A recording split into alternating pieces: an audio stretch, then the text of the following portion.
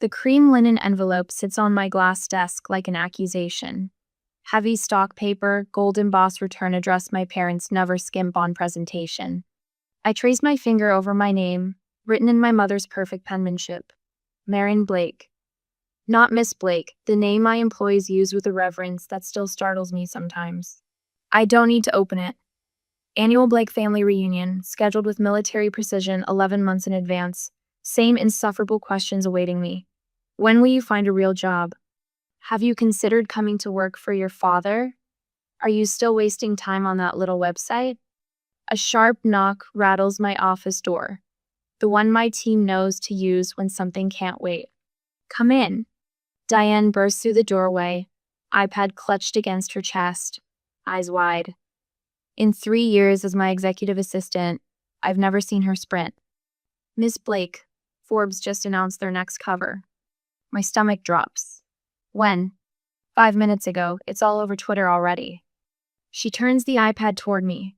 The mock-up glows on the screen. My professional head, the one I reluctantly allowed for our investor deck against Forbes' red background. Marion Blake, the quiet force behind a $1.3 billion creative tech platform. My hands shake as I take the iPad. 12 years of careful anonymity shattered in a headline. Who leaked it? My voice sounds distant to my own ears. Legal is already on it. The reporter had sources from last month's Series D investors. I nod, mind racing through implications. Dad's investment firm associates subscribe to Forbes. Lucas, my golden child brother, probably has a digital alert set for industry news. My mother's friends devour business gossip like chocolate. Get the team together in the conference room, 20 minutes. Diane nods and disappears, leaving me alone with the reunion invitation and the destruction of my carefully constructed facade. Last Thanksgiving, Dad's mahogany dining table stretches between us like a battleground. Marin, darling, Mom's voice carries that particular note of concern she reserves for me. It's been, 7 years with your little art website? Maybe it's time to consider something more substantial? I take a careful sip of wine. $400 million in private valuation, burning a hole in my tongue. It pays the bills, Mom. Barely from what you've told us, Dad says, not bothering to look up from his plate. Lucas smirks from across the table. Some of us had big news today. Got that promotion to head of acquisitions. Congratulations, I murmur, cutting my turkey into perfect squares. Your brother understands business fundamentals, Dad says. When you're ready for a real job, we'll find something for you at the firm. I smile and nod, the same practiced expression I've perfected since graduation. The one that hides my empire. Cold glass presses against my forehead as I stare out at the Manhattan skyline from my corner office. 42 floors up, with a view most executives twice my age would kill for. Behind me, the modern workspace hums with activity. 120 people building something extraordinarily vision, brought to life through their talent. The legal structure took months to perfect. Shell companies, privacy agreements, strategic use of my initials instead of my full name. All to keep Marion Blake separate from MB, Innovations in Public Records. A gentle tap at the door frame. Lisa, my chief legal officer, waiting with my executive team. We need to talk about the Forbes piece, she says. The 5 of them file in my carefully selected inner circle, the only people who know the full truth about who owns this company. The concern on their faces mirrors the tightness in my chest. What's our response? Asks Marcus Maiku. I turn from the window, decision crystallizing. It's time they knew. I'm done hiding. My closet tells 2 stories. On the left, modest blouses, sensible slacks, the costume I wear to family gatherings. Clothes that say, struggling artist, barely making rent. On the right, Armani, Chanel, Burberry. Power dresses and tailored suits I wear in boardrooms, where men twice my age listen when I speak. I stand before the mirror in silk and cashmere, studying my reflection. The woman my family believes they know versus the CEO I've become. No more pretending, I whisper to myself. From my nightstand, I take the advance copy of Forbes, delivered by courier this morning. The weight of it feels significant in my hands. I slide it deliberately into my designer handbag. The town car idles outside my Tribeca loft. My driver, sensing my mood, remains silent as I settle into the back seat. The Blake residence in Greenwich, I tell him. The car pulls away from the curb, carrying me toward a family that's about to meet me for the first time. 12 years ago, I stood on the NYU quad clutching 2 diploma cases to my chest like shields. Finance and fine arts, a combination that raised eyebrows among classmates and professors alike. Spring sunshine warmed my face as I searched the crowd for my family, spotting my mother's peach dress and my father's stern profile near the fountain. Marin, my roommate Ellie, barreled through the sea of black gowns, camera dangling from her wrist. "We did it!" I hugged her with one arm, still holding my diplomas. "Can you believe it?" "So tonight," she whispered, "we celebrate, and tomorrow you pitch them, right?" The business plan. 42 meticulous pages tucked into my bedside table drawer, each spreadsheet triple-checked, each projection conservative yet promising. My hands trembled just thinking about it. What if they hate it? The question slipped out before I could catch it. Ellie squeezed my shoulders. "They won't. This platform could change everything for independent artists. And you've got the numbers to prove it." My father's investment firm specialized in recognizing potential. Surely he'd see it in me. The Blake family dining room stretched before me like a courtroom. Mahogany table polished to mirror shine, sterling silver candlesticks reflecting tiny flames. My father at the head, mother to his right, Lucas slouched opposite me with his perpetual smirk. Places we'd occupied for 22 years, never changing. "Well, Marin," my father said, folding his napkin precisely, "let's see this grand idea Lucas tells me you've been working on." I placed my leather portfolio on the table, hands steadier than I expected. It's a digital platform connecting artists directly with buyers. No middlemen, no galleries taking 40% commissions. "Another art website?" Lucas interrupted, reaching for his wine. "Aren't there already dozens?" "Not like this." I opened the portfolio, revealing charts tracking the emerging online art market. Those platforms treat artists as inventory. Mine treats them as partners. I walked them through my untouchable marketplace with commission structures benefiting creators, authentication protocols, and pricing algorithms balancing market rates with fair compensation. Words flowed easier with each slide, my passion building. Until my father's hand sliced through the air. "This artsy nonsense won't ever turn a profit." The words landed like a gavel, final, damning. I stared at him, breath catching. "Did you even look at the projections?" My mother touched my wrist. "Honey, wouldn't you be happier at your father's firm? Lucas loves it there." "She's too sensitive for real business," Lucas added, his voice thick with false concern. "Come back when you've got a real business plan, sis." "This is a real business plan." I flipped to my financial projections, 5-year revenue forecasts meticulously charted.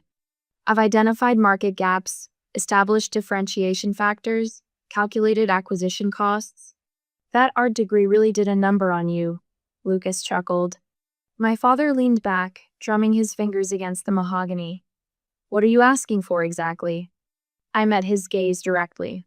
$300,000 for 30% equity. The laughter started with my father, a sharp bark that transformed into a full-throated roar. Lucas joined in seconds later, shoulders shaking. Even my mother covered her mouth, poorly disguising her smile. 300,000? My father wiped his eyes. For a website where people sell finger paintings? I gathered my papers with numb fingers, tucking them back into their folder. The room tilted slightly, my breakfast rising in my throat. "No," my father said, amusement still coloring his voice. "Absolutely not. Not even a consideration?" My voice sounded distant, as if coming from somewhere above me. "Invest in a fantasy instead of a business?" He shook his head. "That would be irresponsible." "We're trying to help you, Marin." My mother's voice dripped with the condescension she reserved for family charity cases. You're just not business-minded like your father and brother. The word no echoed in my head the entire drive back to my apartment. Cardboard boxes surrounded me, each labeled in thick black marker. Kitchen. Books. Winter clothes. I folded another sweater, mechanical movements requiring no thought. My childhood bedroom felt foreign now, plastered with someone else's achievements and dreams. The lease papers for the tiny Queen's apartment sat on my desk, signed yesterday morning. $900 a month for 400 square feet and a bathtub with mysterious stains. All I could afford on my savings. I placed the note on my perfectly made bed, taking some time to figure things out. Don't worry about me. 6 hours later, I unlocked the door to my new life. The apartment smelled of old cigarettes and cheap paint. A radiator clanked in the corner, fighting against November chill. I unpacked my laptop first, setting it on a cardboard box, serving as desk and dining table. The business plan seemed to glow on the screen as I opened it again. They can believe I'm struggling, I whispered to the empty room. I'll prove them wrong. Red digits on my microwave clock read 3:47 a.m. My eyes burned, back screaming from hunching over code for 18 hours straight. But the platform framework lived. Crude and unpolished, but breathing. I clicked through the upload portal, testing the transaction sequence for the 5th time that night. The confirmation page flashed on screen a sample painting successfully listed, tagged, and priced. My phone buzzed with a text from Emma, one of 5 artists who'd agreed to test my beta version. Just saw your message. You're seriously doing this? Count me in. A week later, Emma's abstract composition swirls of blue against fractured gold became my platform's first sale. $750 transferred directly to her account, minus my modest 12% commission. I printed the transaction receipt, thumbtacking it to my wall. $90. Not enough for groceries that week, but something far more valuable. Proof. Coffee scalds my tongue as I prepare for my 5th investor meeting this week. The Starbucks near Grand Central buzzes with morning commuters while I guard my corner table, spreadsheets fanned out like battle plans. My laptop shows the pitch deck I've refined after 27 rejections. 28 might break me. The investor, venture capitalist with salt and pepper hair and a Brooks Brothers suit, checks his watch as I walk him through projected growth metrics. His eyes glaze over when I mention digital art licensing.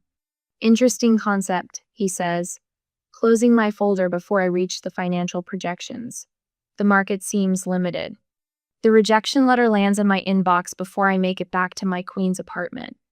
I pin it on my wall alongside the others. 28 neat rows of, unfortunately at this time, and not the right fit for our portfolio. My eyes drift to the family photo in the corner, Lucas's promotion celebration at the country club. My absence carefully explained away. Marin's little website keeps her so busy. If they only knew. 3 years in, the platform reaches 10,000 artists. I celebrate with instant ramen at my desk, scrolling through user testimonials. Sold my first commission through your platform last week. Quit my day job. This is all I do now. Found clients in Europe. Never thought my work would travel farther than I have. A knock interrupts my scrolling. Katie from accounting, one of 5 employees, crammed into our first real office, stands in my doorway. The space boasts water-stained ceiling tiles and temperamental heating, but the rent doesn't make me flinch when signing the monthly check. The advertising agency called, she says, trying to contain her smile. They want exclusive rights to 20 artists for their new campaign. Which agency? Larson and Pine. The agency that rejected my application for a junior design position 2 years ago? I lean back in my chair, permitting myself 5 seconds of satisfaction before nodding. Send them our premium client contract. 7 years after that first rejection at my parents' dining room table, I stand at the window of our Soho office. Employees fill the open floor plan, graphic designers, developers, account managers, my creation breathing and growing beyond my wildest dreams. My phone buzzes with a text from my mother. Thanksgiving dinner next Thursday. Lucas bringing his new fiancée. Dad wants to know if you need money for a cab. I slip the phone into my pocket as Marcus, my newly hired COO, Approaches with champagne and plastic cups. $12 million valuation. Not bad for a little art website. He's the only person who knows about my family, about their dismissal of everything I've built. The investors wanted 51%, I remind him. But settled for 23%, he counters, handing me a cup, leaving you with controlling interest and a very impressive personal stake. Nobody knows it's me, I say, watching the bubbles rise in my cup. The legal structure makes sure MB Innovation stays separate from Marin Blake. Does that bother you? Not getting credit? I think about last Christmas, my father patting my shoulder with the same pitying look he's given me for years. Anonymity has its advantages. So Marin, Lucas says, swirling expensive bourbon in his glass at our parents' anniversary dinner. Still playing with that art website? What's it been now? 9 years? Something like that. I push food around my plate, the designer watch hidden beneath my sleeve worth more than his monthly salary. You know Dad's firm is expanding. We could use someone to manage our social media. Nothing fancy. Just schedule posts, answer comments. Mom touches my arm. Think about it, honey. Health insurance. Regular hours. I'm managing, I say, the understatement so profound it nearly makes me laugh.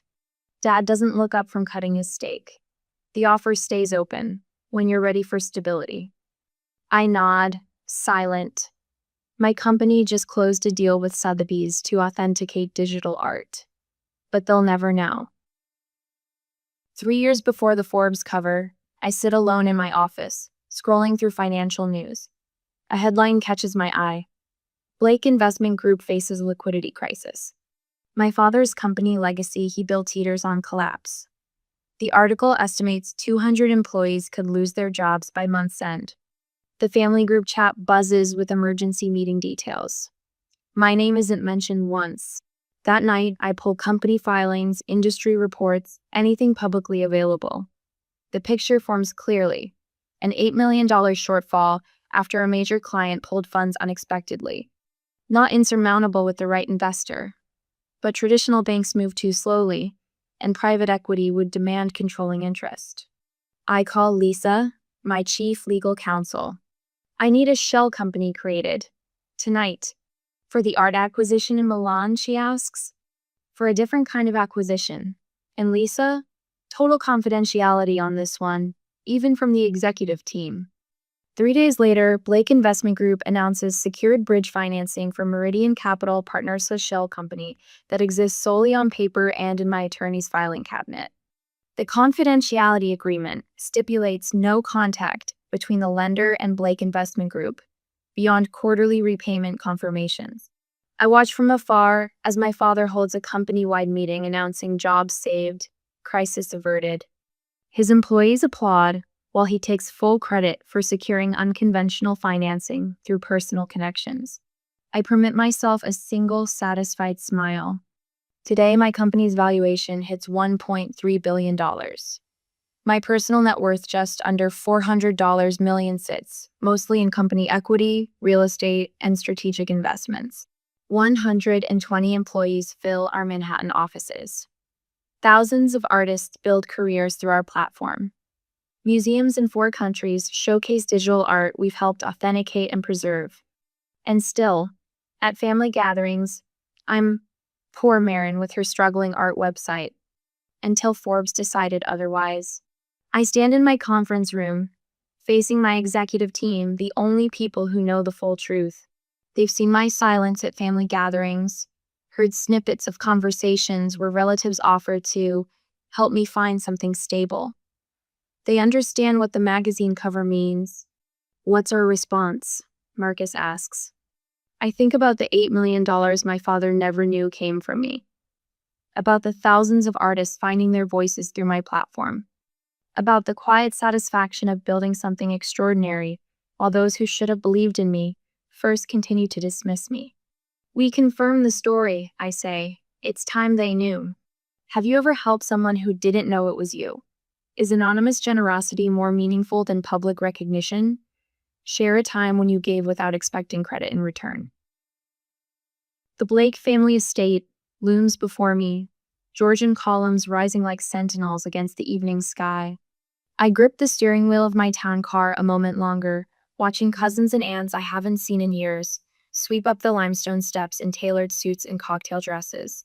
My outfit, a simple navy sheath dress, reveals nothing of my wealth except for the vintage Cartier watch at my wrist.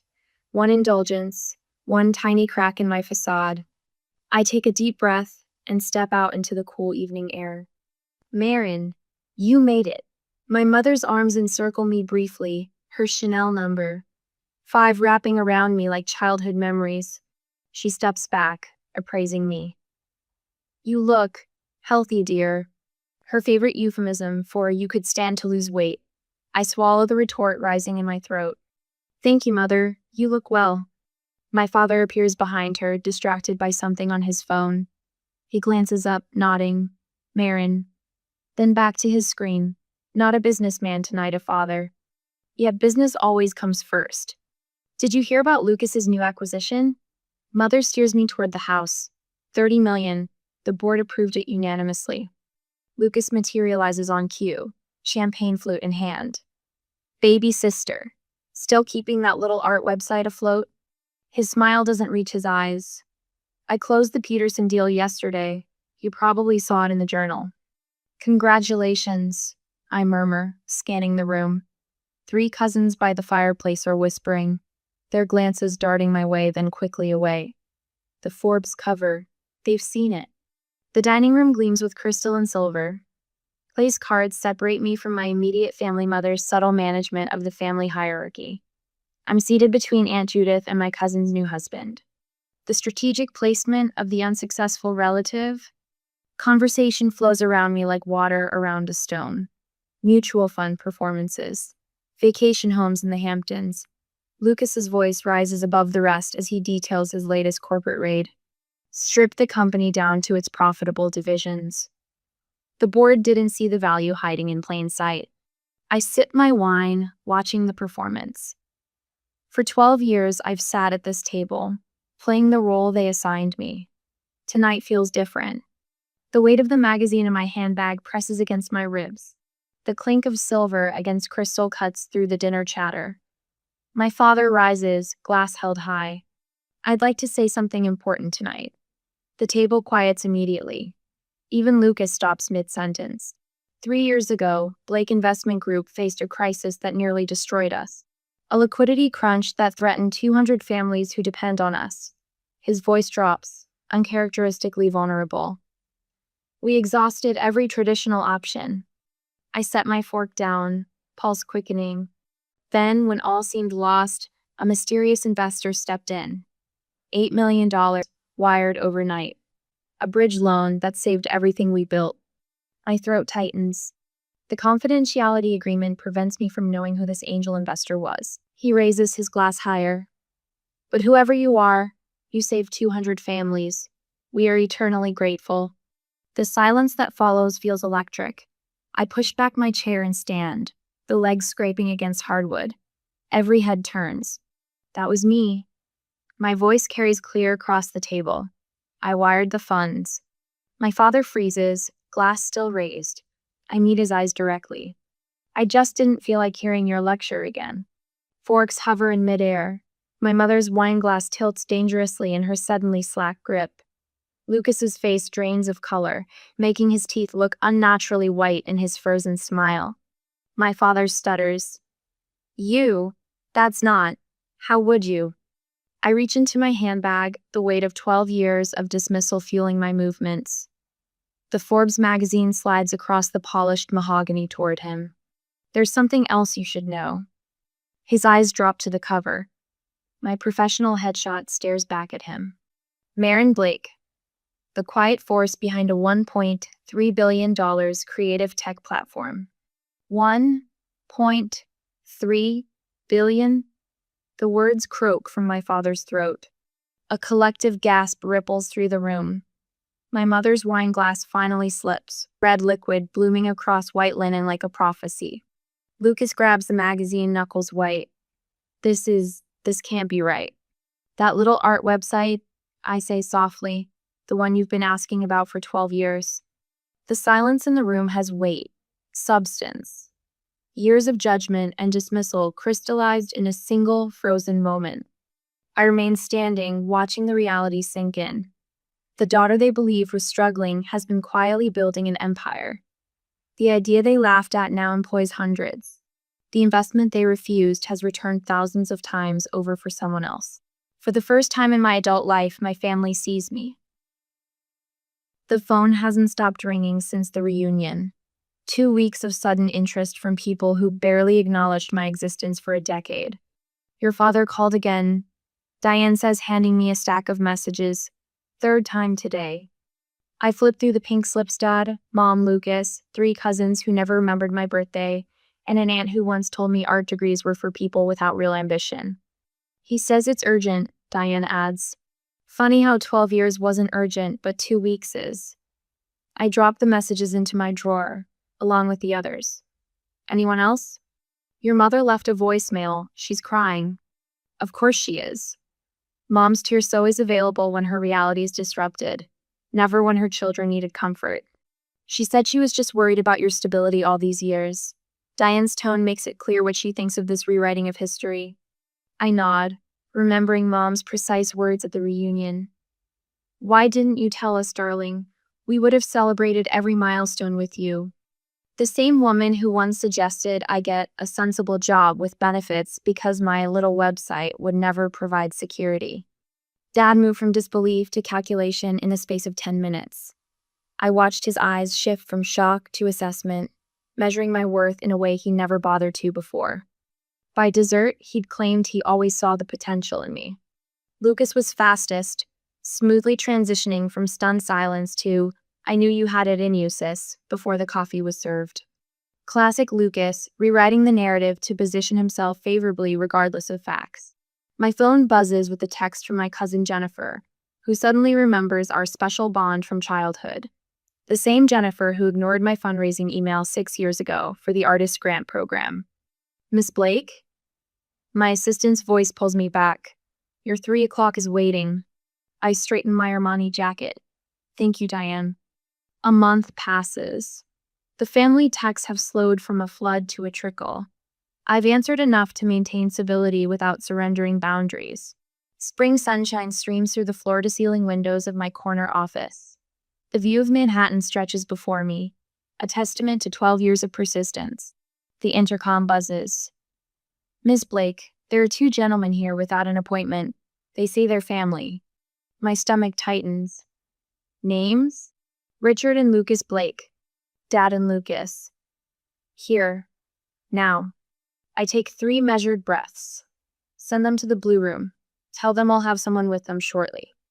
Through the glass walls of my office, I watch Dad and Lucas follow my assistant. Their heads swivel, taking in the modern workspace. The 60 employees visible on this floor alone, the awards lining the corridor walls. Lucas reaches out to touch the glass trophy from Fast Company. Dad's eyes find my nameplate on the corner office door. I text Marcus, my COO. Family ambush. Blue room. Need eyes. He responds immediately. On it. I give them 20 minutes, just long enough to marinate in the reality I've built without them, then check Marcus's assessment. They have a pitch deck. His text reads. Looking for investors in a new art licensing platform.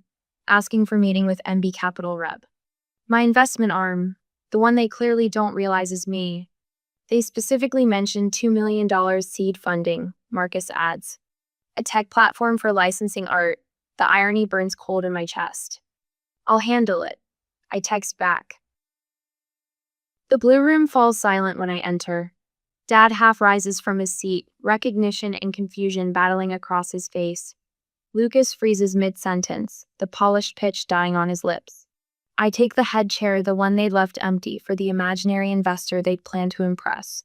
Gentlemen, I smooth my skirt beneath me. I believe you're pitching to me. Dad sinks back into his seat. Lucas's Adam's apple bobs as he swallows. Marin, Dad recovers first. We didn't realize. Dedham Capital's mine? Clearly. I gesture toward their presentation, still projected on the wall. Please continue.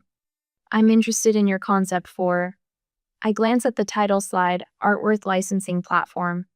Lucas fumbles with the clicker. It's actually, we were hoping to discuss with the investment team first before.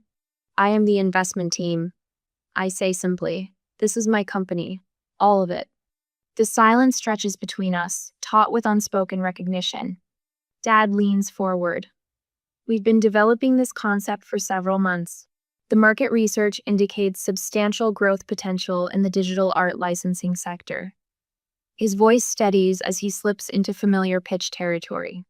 We're seeking $2 million in seed capital for a projected 30% equity stake. Exactly what I asked from him 12 years ago. Impressive, I say, opening the leather portfolio before me. I've reviewed similar proposals in this space. The market is certainly active. Hope flickers in their eyes. I slide a folder across the table. Before we proceed, I wanted to share some relevant background information. Dad opens it, Lucas leaning close. Inside, printouts of every dismissive email, every belittling text, every family dinner conversation where they mocked my little art project. Transcripts I'd had Diane compile from my meticulous records.